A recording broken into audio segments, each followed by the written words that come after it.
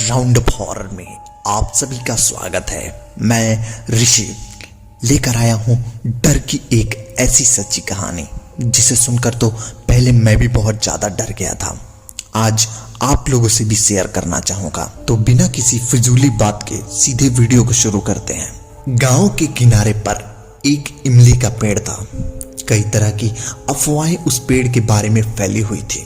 कोई कहता है कि वहां एक चुड़ैल रहती है, कोई कहता है वहां कोई रहस्यमय तांत्रिक आधी रात को मंत्र तंत्र करता है और शैतानों को खुश करता है।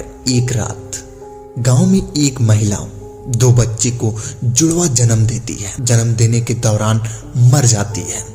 घर में सभी लोग सदमे से ग्रस्त। शादी हुए सिर्फ 2 साल हुआ था और इस तरह से 2 दूध मुहे बच्चों को छोड़कर वो चली गई। उसके पति का नाम प्रकाश था। प्रकाश की हालत बहुत गंभीर हो गई थी। अपनी पत्नी को इस तरह खो देने के बारे में तो उसने सोचा ही नहीं था। खैर, अब सवाल था उन बच्चों की परवरिश का, तो उनका जिम्मा प्रकाश की भाभी ने ले लिया था, जिनका खुद का भी 4 महीने का बच्चा था। घर के सभी लोग जब हॉस्पिटल से उसकी पत्नी को लाश लेके घर आए तो सबसे पहले बच्चों को अंतिम बार उसके बदन से लिपटाया, फिर उसे सुहागनियों की तरह सजाया गया और वहां अंतिम यात्रा के लिए ले जाया गया।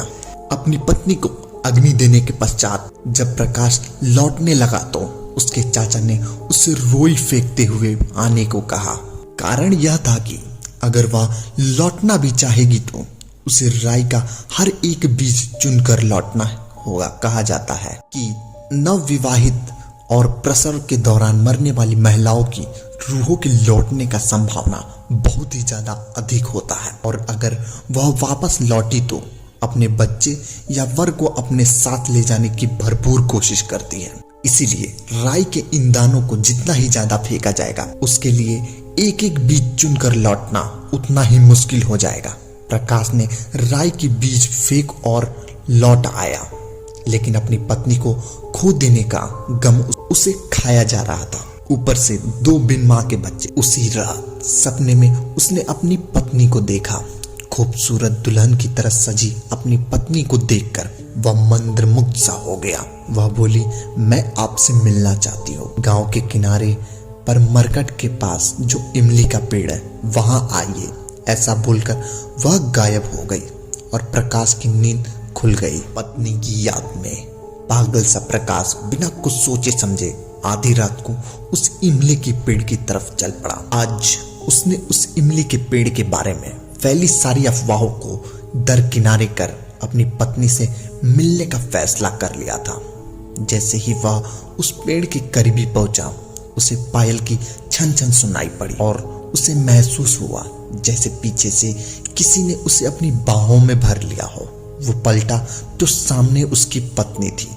आंखों में काजल, मोगरे की गजरे की खुशबू, लाल बिंदी, सिंदूर से भरी मांग और शादी का लाल साड़ी।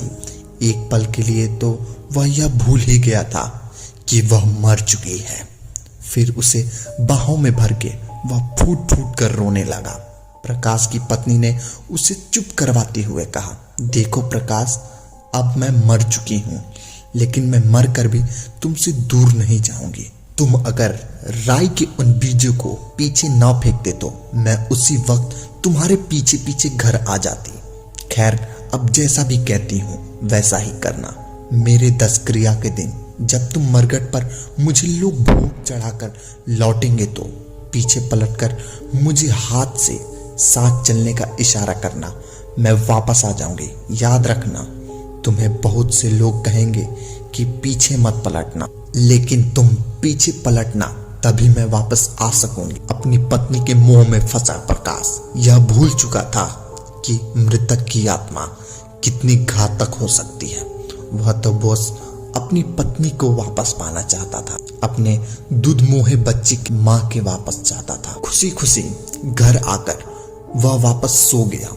10 क्रिया के दिन कई तरह के पकवान बनाकर एवं सुहागन का सामान लेकर अंधेरा होते ही सारे आदमी मरकट की ओर चल पड़े। उन्हें बुजुर्गों ने सावधान किया था कि भोजन का थाल और सुहागन का सामान रखने के पश्चात लौटते वक्त पीछे की तरफ मत पलट कर देखना, चाहे कुछ भी हो जाए। लेकिन पलटना यानी मौत को बुलावा देना है। मरकट पे पहुंचते ही उन्हें इत्र की खुशबू आने लगी। जल्दी जल्दी थाल रखकर सारे लोग घर की ओर मुड़ गए, किंतु प्रकाश ने अपनी पत्नी को नीलम की बात याद आई। वो पीछे पलटा और हाथ से इशारा करके अपनी पत्नी को बुलाने लगा और वह रूह उसके पीछे पीछे चल पड़ी। इसके अंजाम से अनजान था प्रकाश खुशी खुशी घर लौट आया। उसके चेहरे पर खिलखिलाती हुई हंसी देखकर सबको बहुत ही ज्यादा आश्चर्य हुआ। आखिर कैसे वो इतनी खुश रह सकता है जबकि उसकी पत्नी की मौत कुछ दिनों पहले ही हुई है। लोगों ने सोचा शायद वो इस सदमे से उभरने की कोशिश कर रहा है। अपने कमरे में आते ही ऐसा महसूस हुआ कि उसके पीछे किसी ने दरवाजा बंद किया। वो समझ गया कि ये उसकी पत्नी ही है, पर अचानक कमरे के अंदर अंधेरा छा गया और अजीब अजीब सी आवाजें आने लगी। उसने देखा कि दीवारों पर अजीब अजीब सा आकृतियां बन रही हैं और फिर उसे अपनी पत्नी नजर आई। वो आगे बढ़ी और बोली, प्रकाश, मैं लौट आई हूँ हमेशा हमेशा के लिए, लेकिन मेरे बच्चे कहाँ हैं? अरे बच्चे तो भाभी के कमरे में हैं। ये क्या प्रकाश, तुम उन्हें वहां छोड़ आए, अभी के अभी उन्हें यहाँ लेकर आओ। वो अब मेरी और मेरी सखियों की जिम्मेदारी है। सखियों की जिम्मेदारी? कौन सी सखियों नीलम? नीलम मुस्कुराई और बोली, मैं अकेली नहीं आई, मेरे साथ मेरी 2 सखियां भी आई हैं, वो भी हमारे साथ ही यही घर में रहेंगी। प्रकाश असमंजस में पड़ गया। तब उसने देखा कि 2 औरतें, एक जिसके हाथ में भ्रूण है, यह औरत गर्भ अवस्था के 7वें महीने में एक ही सीढ़ी से गिरकर गर्भ में पल रहे बच्चे के साथ ही मर गई थी। दूसरी औरत जो एक नई नवेली सजी एक दुल्हन जैसी थी और सुहाग रात के दिन पति के द्वारा दूध में जहर डालकर मार दी गई थी क्योंकि वह किसी और से प्यार करता था। ये सब जानकर प्रकाश घबरा गया। वे दोनों प्रकाश की तरफ बढ़ी और बोली, हम यहाँ आए हैं शरीर की तलाश में। तुम्हारे घर में किन्हीं 2 लोगों के शरीर को हासिल कर हम उसी में रहेंगे और तुम्हारे एक बच्चे के शरीर में मेरा ये अजन्मा बच्चा रहेगा और एक बच्चा नीलम के साथ रहेगा, जिसे वो जल्द ही मारकर रूह को परिवर्तित कर देगी और फिर हम तुम्हें भी अपने साथ ले जाएंगे अपनी दुनिया में। लेकिन इन सब के लिए हमें काल रात्रि की अमावस्या तक इंतजार करना पड़ेगा और तब तक हमें शरीर चाहिए और अंतिम दिन तक हम तुम्हें बलि देकर अपने साथ ले जाएंगे। प्रकाश इन सारी बातों को सुनकर बुरी तरह से घबरा गया। ऐसा कुछ तो उसने सपने में नहीं सोचा था कि उससे खुद की पत्नी इस तरह से खतरनाक इरादों के साथ लौटेगी। वो बोला, देखो नीलम, मैं बस चाहता हूं कि जिंदगी भर तुम मेरे साथ मेरे पास रहो। तुम अपनी सखियों को यहाँ से जाने को कहो। मैं अपने परिवार पर इतना बड़ा खतरा नहीं आने देना चाहता और फिर ये दोनों मुझे मारने की बात कर रही हैं। तुम इन्हें यहाँ से जाने को कहो। नीलम जोर से हंसी और बोली, तुम क्या सोचते हो तुम यहाँ जिंदा रहो और मैं बिना शरीर के तुम्हारे साथ रहूं? ये तो नाइंसाफी है प्रकाश।